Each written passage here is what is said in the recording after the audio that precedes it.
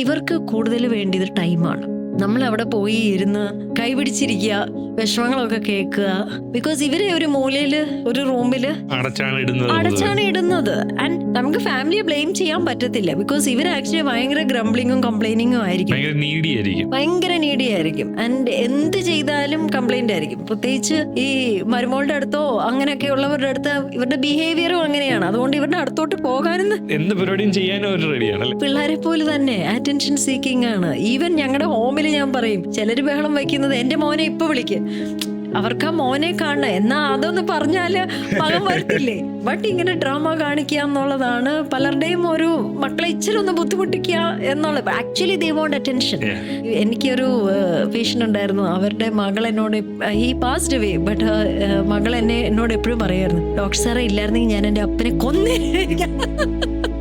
Because he was that irritating. So ഇവർ അത്രയും നന്നായിട്ട് നോക്കിയിട്ട് പോലും he was so irritating. പക്ഷെ ഞങ്ങളുടെ അടുത്ത് he was very good.